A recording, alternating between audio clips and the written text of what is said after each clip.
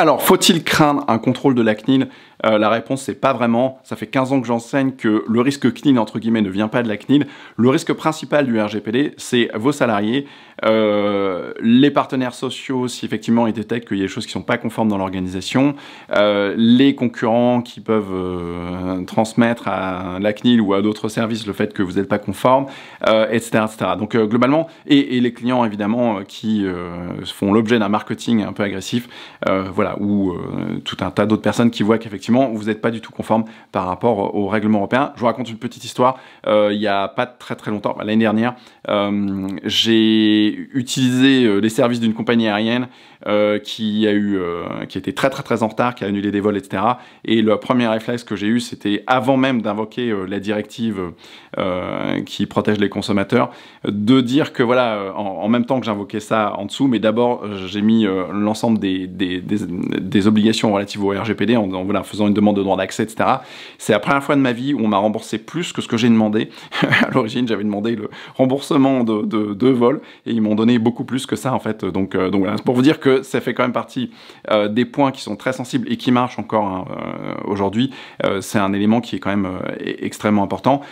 Et le risque viendrait vraiment de là en fait. En réalité, si on regarde d'où vient le risque par rapport à voilà, une entreprise qui est face à beaucoup de consommateurs ou une entreprise ou les autres entreprises plutôt par rapport à leur service RH, c'est vraiment un risque interne. La CNIL, la probabilité que la CNIL vienne faire un contrôle de manière inopinée, c'est extrêmement faible. Ça arrive, mais c'est pas vraiment le point essentiel. Il faut d'abord se protéger au titre de l'ensemble des salariés. Donc il faut d'abord, normalement quand on fait un audit d'une organisation, on commence déjà à cerner l'ensemble des risques opérationnels, les risques réels, de sorte de s'assurer de travailler sur ces bons risques. Toute la logique de conformité du RGPD, c'est de s'assurer de travailler sur les bons risques et de mener les bonnes actions sur les bons risques pour réduire les risques de manière la plus efficace et la plus opérationnelle possible.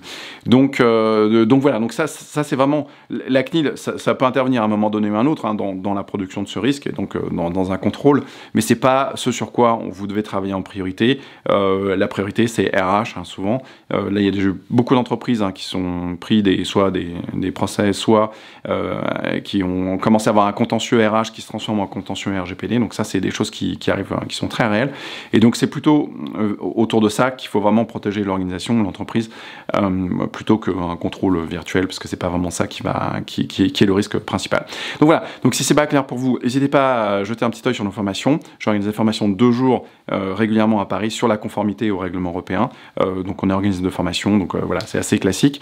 Et c'est une formation qui tourne depuis très longtemps. Il y a énormément de DPO de très grandes structures qui sont venus se former chez nous. Donc je vous invite à jeter un petit œil si c'est un sujet pour vous. Et si vous n'êtes pas déjà abonné à la chaîne, profitez-en pour vous abonner et j'espère vous retrouver à bientôt. Ciao ciao.